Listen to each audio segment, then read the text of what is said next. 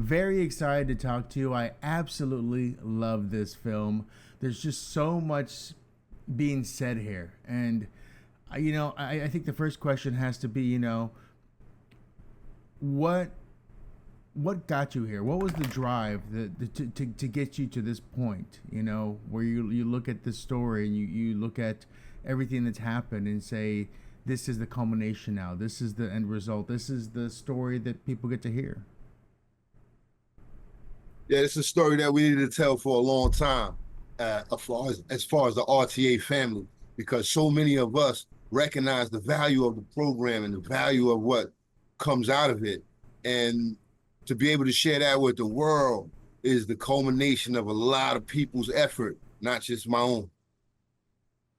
And when it came to that too, when it comes to characters, whether you're writing them or creating them or the real people, they're all kind of precious in their own way too, And I'm sure you know Yeah. that writing things for the stage and as well. So what was it when you wanted to bring these characters from memory into real life into something that people can connect with on the screen? Well, what I actually did, it was a lot of real life experiences, of course. However, there was a lot of behaviors that I have observed and experiences that I witnessed, and I infused all those things and incorporated those things into this character to build this particular version of myself. And what was whenever you write about yourself too, there's always the question of like, how honest do I want to be? How real am I going to be? And what do I realize now when I put pen to paper?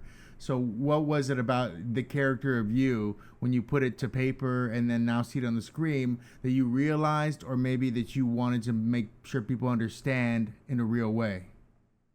It was what I had realized was that I am still a complex individual, and I still may have a few layers on my onion to peel back and analyze and observe my own behavior and check myself sometimes, because I don't think that I think that's a part of evolving as a human being, that never stops. You're always gonna have to, sometimes self-check and self-analyze. I think that's what it's about. Coleman came onto this, and he is a powerhouse. And anyone who's ever met him knows that he is a definition of beloved in every way possible. Yeah. So, can you tell me about how he came into this and when you realized Coleman was going to be attached to this? um, I realized that when after Greg and them told me, of course, that they got Coleman, and we started meeting over Zoom because it was at the end of the pandemic, like right at the end of the pandemic, everybody shut down. So we met via Zoom, and we began rehearsals. We began running lines with one another via Zoom, like working out scenes via Zoom. And one thing I noticed about Coleman early on is that even though he was as busy as he was doing all the things that he was doing, there was times where he would pull over on the side of the road in LA somewhere, and I'm in New York, and we going through lines. And that showed a level of commitment that, what I mean, that had to be matched.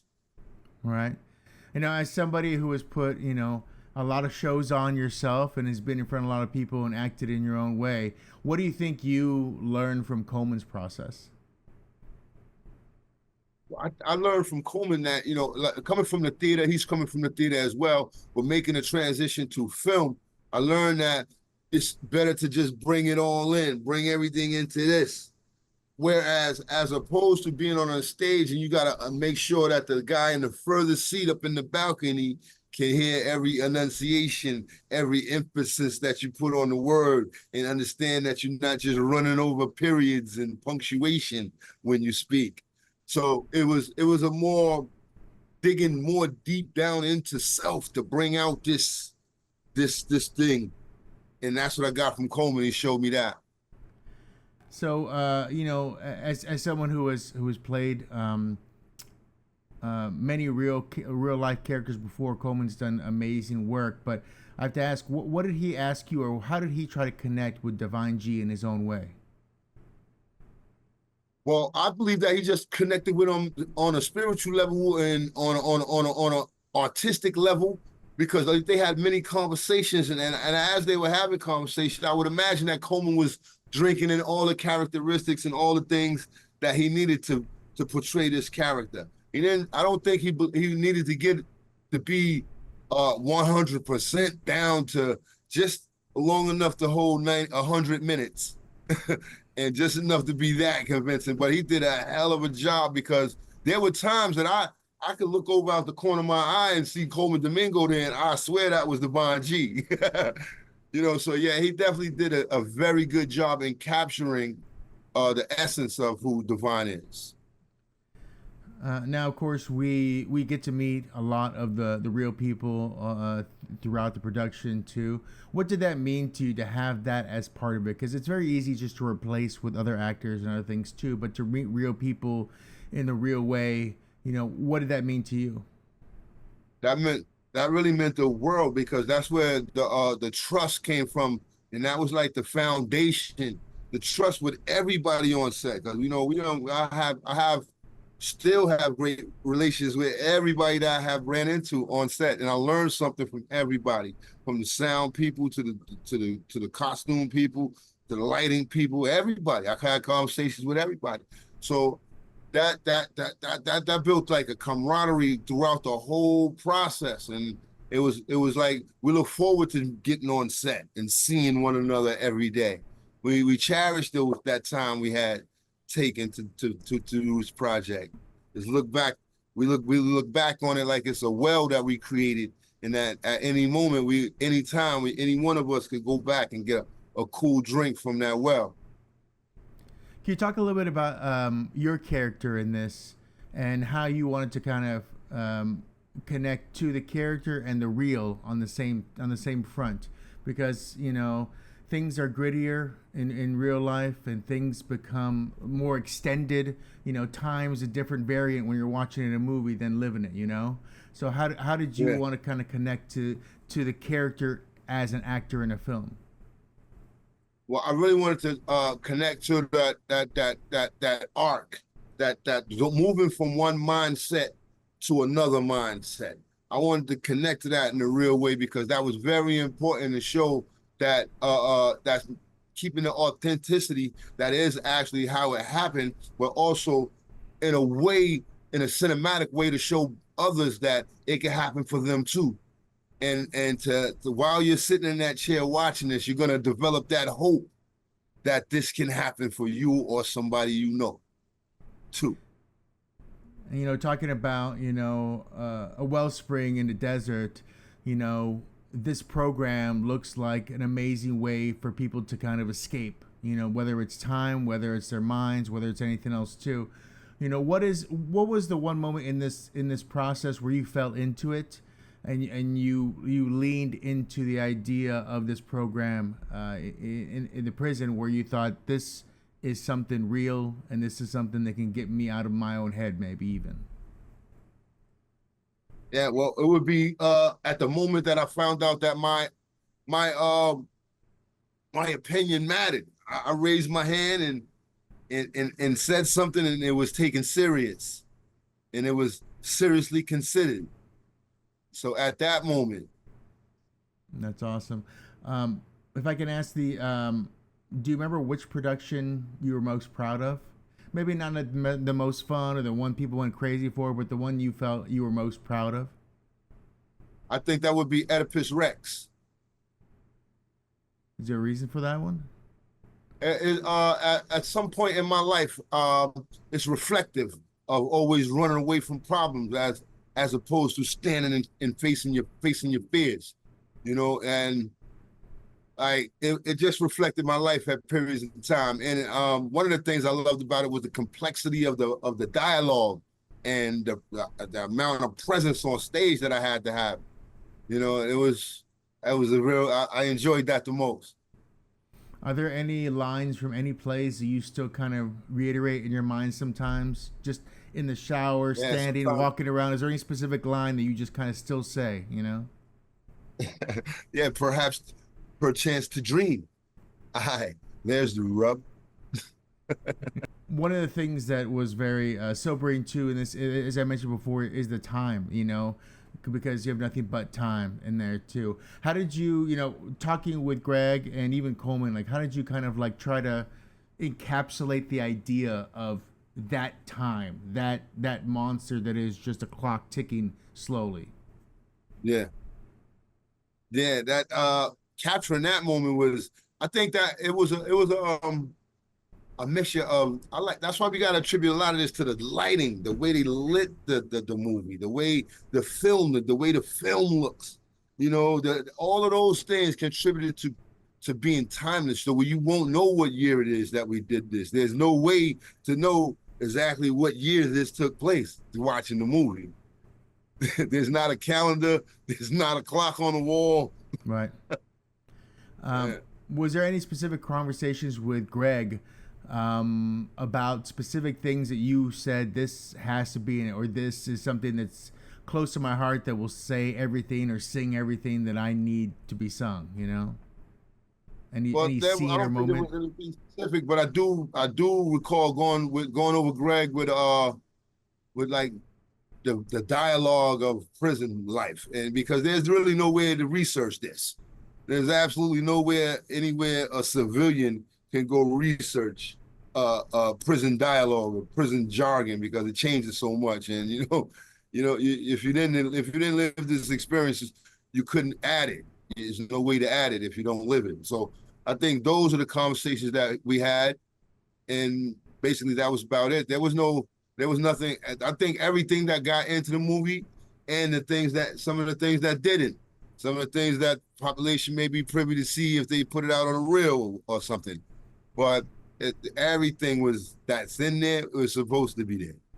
That's awesome. Well, that's amazing. I do have one question though too. So, when we meet your character and we find out he's got so much of a shell around him too, but even in his own words, like it's something that he had to create to survive in there too. Like, what do you remember? Not necessarily the stage, but creating the character to survive in a prison. How do you create the character? That mindset. The character was created before I got to prison, because it was the lifestyle I was living in the street. You know what I mean? Everybody, these guys in the street, Gary, they got that same shield around them. They got that same mask up. They hiding from those same emotions. And when you begin to suppress a certain side of you or a certain part of you, you tend to want to believe that the image that you're projecting is who you are, and that those other parts don't exist. but you can never delete them. They never go anywhere. Right. All you can do is suppress them until one day they awaken. Is there anything you've learned from that and that character and living it and knowing maybe how to let it go a little bit, where when you talk to someone else, when you see them have that their own character, their own shell up, is there anything you want to say to them, or is there anything you've actually said you thought that broke through just a little?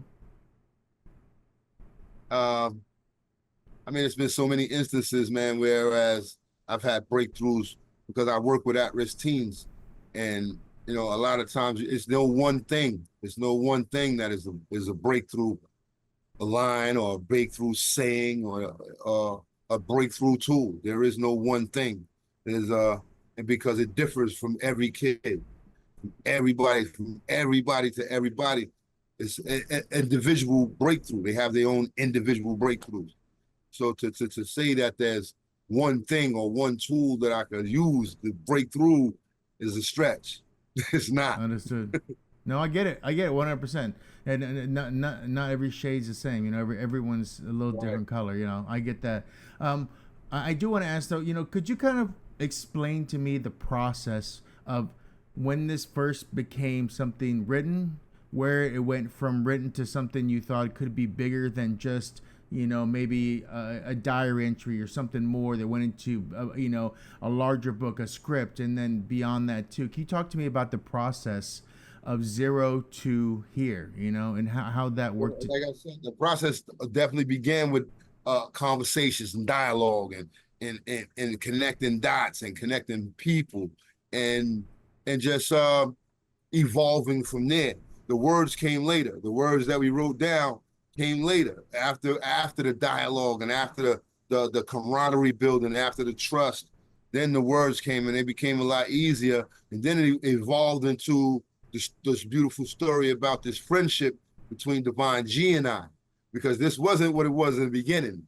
It was about to play, and we didn't know exactly how it was gonna. But we needed a line that threaded everything together, and that friendship that evolved with me, Divine G, and I, was the thread that led throughout the whole movie. You know.